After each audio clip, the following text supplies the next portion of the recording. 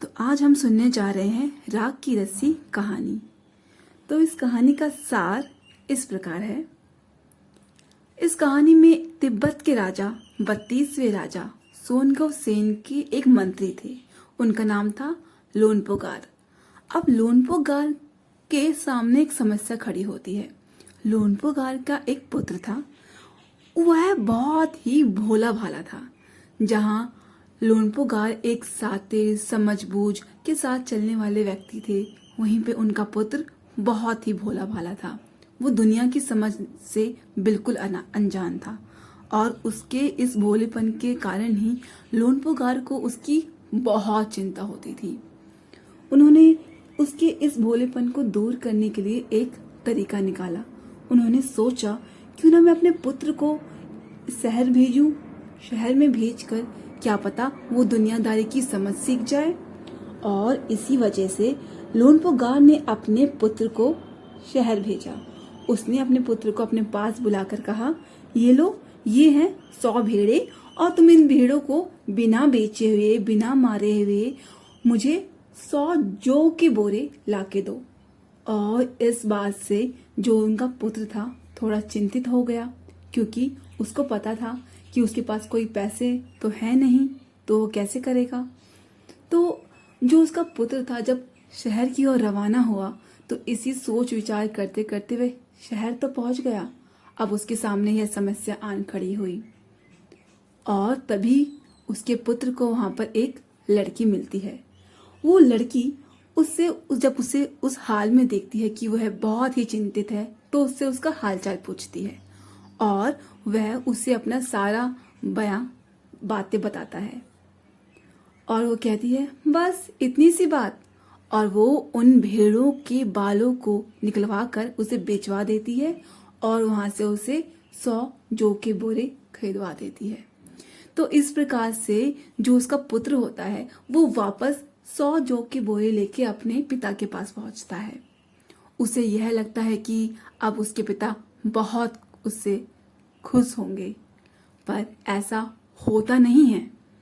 अगले दिन उसके पिता उसके सामने आते हैं दोबारा, क्योंकि यहाँ पर उसके पिता को पता होता है कि यहाँ पे उसके समझदारी का कुछ प्रमाण नहीं मिला है। उसने किसी का सहारा लेकर ये काम किया है। उसके पिता उससे कहते हैं कि तुम अब बिना इसके बालों को बेचे हुए, भेड़ों के बालों को बेचे हुए इसे वापस वहीं ले शहर में जाओ और मुझे फिर से 100 जौ के बोरे वापस लेके आओ।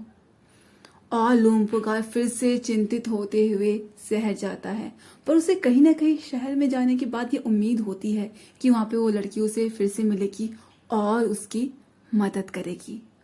और बिल्कुल वैसा ही होता है।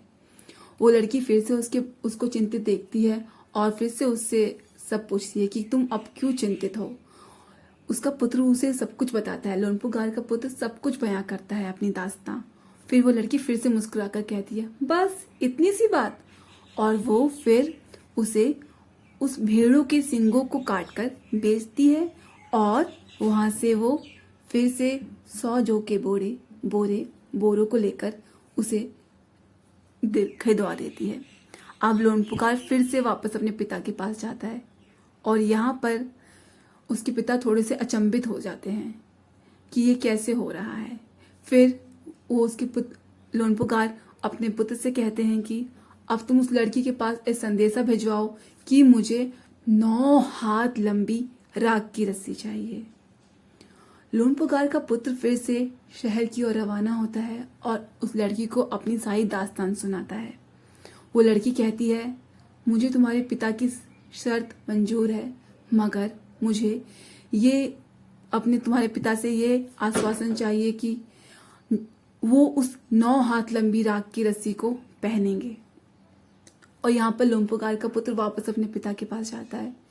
अब लोनपोगार को लगता है कि उसकी बात सुनकर, अपने पुत्र की बात सुनकर, कि ऐसा तो असंभव है। और जब वो इस बात को मान लेता है लोनपोगार कि हाँ मैं पहनने को तैयार हूं, तो लड़की एक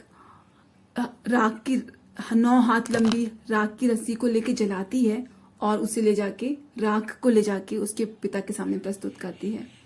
यहाँ पर लोन पुकार अचंभित हो जाता है उसकी सूझबूझ और समझदारी से, और लोन पुकार खुशी खुशी उसे अपनी बेटे की शादी उस लड़की से कर देता है। और इसी प्रकार से इस कहानी का अंत होता है। तो ये कहानी थी राग की रस्सी। मुझे उम्मीद है आपको इस कहानी का सार समझ में आया होगा।